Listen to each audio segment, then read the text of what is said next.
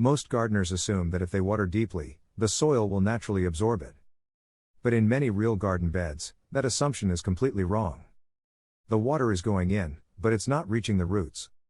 Instead, it's running off, pooling in dry pockets, or sliding through channels in the soil. This is the hydrophobic soil trap, and it silently destroys yields while gardeners keep watering more and blaming the plants. What makes it worse is that hydrophobic soil often looks perfectly normal on the surface. You can water heavily and still find dry root zones hours later. That's when plants start showing stress that doesn't make sense, drooping leaves despite wet soil, nutrient deficiency symptoms even after fertilizing, and stunted growth that no amount of extra watering seems to fix. One of the simplest ways I've learned to identify this problem early is by using a 4-in-1 soil meter that measures moisture, pH, temperature, and light intensity. It removes the guesswork and shows you whether the root zone is actually receiving water or just pretending to. I'll leave the exact one I use in the description if you want to check it out. It's one of those tools that quickly exposes problems you wouldn't notice until plants are already struggling. The real issue is not watering technique alone. It's soil structure collapse. Why hydrophobic soil forms without gardeners noticing. Hydrophobic soil develops when organic matter breaks down incorrectly or when soils are repeatedly exposed to drying cycles. This creates waxy coatings on soil particles, especially in sandy or heavily mulched beds that were allowed to dry too far between watering sessions. In container gardens, it often shows up after peat-based mixes dry out completely. Once that happens, water starts behaving strangely.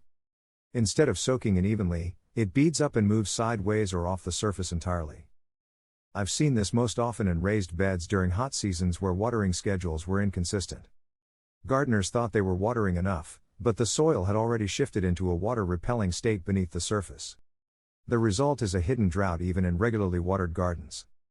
How to recognize the trap before plants suffer. One of the clearest signs is uneven plant behavior in the same bed. One side looks healthy while another side wilts even though watering was identical. Another sign is water sitting on top of soil for too long or disappearing too quickly without actually wetting deeper layers.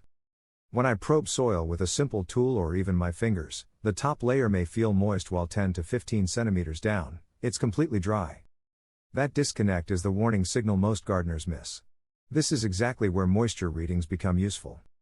A soil meter doesn't just confirm moisture, it shows distribution patterns that reveal whether water is actually reaching the root zone. The fix is not more water. It's breaking the surface tension problem. The method that actually restores water penetration. The first step is rehydrating the soil properly. Light watering doesn't fix hydrophobic soil. It makes it worse. I always start with slow, deep watering using a wetting approach. In raised beds, I apply water in cycles rather than all at once. For example, I'll water for 5 minutes, pause for 10, then repeat. This gives the soil time to absorb instead of repel. In containers, I sometimes use a bottom soak method where pots are placed in water for 20 to 30 minutes so moisture can move upward naturally. Once the soil begins accepting water again, the structure starts to reset. But that alone is not enough for long-term recovery. Why organic matter is both the cause and the solution.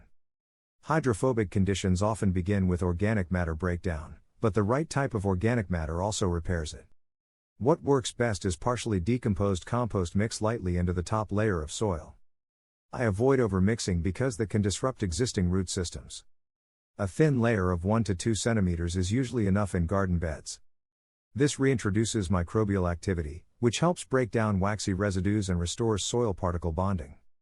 Over time, the soil shifts back to a hydrophilic state where water spreads evenly instead of beading or channeling. In one of my test beds with tomatoes, I saw a clear difference within 2 weeks. Water infiltration improved, and the same watering volume suddenly reached deeper root zones instead of disappearing into dry patches. That's the point where plants stop fighting the soil. The mistake that keeps gardeners stuck in the cycle. The most common mistake is reacting to hydrophobic soil by increasing watering frequency instead of addressing structure. That leads to shallow root development, because plants start depending on surface moisture instead of growing deeper.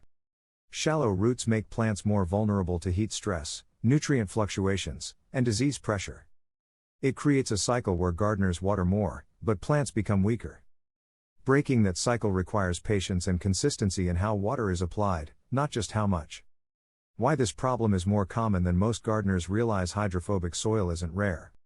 It shows up in lawns, vegetable beds, container gardens, and even greenhouse systems. It becomes especially common after dry seasons or when irrigation systems fail to deliver consistent moisture. Once you start looking for it, you'll realize many watering problems are actually soil behavior problems. And that changes how you manage your entire garden. The real goal is water movement, not water quantity. Healthy soil is not just wet soil. It's soil that allows water to move evenly through its structure while still retaining enough moisture for roots to access between watering cycles. When soil loses that ability, everything else becomes harder. Nutrient uptake, microbial activity, and root expansion all slow down. Fixing hydrophobic soil restores balance, and once balance is restored, plants respond quickly. If you found this useful, subscribe to FarmLogic for more practical soil science, testing, and field-proven methods that actually solve hidden problems most gardeners never diagnose correctly.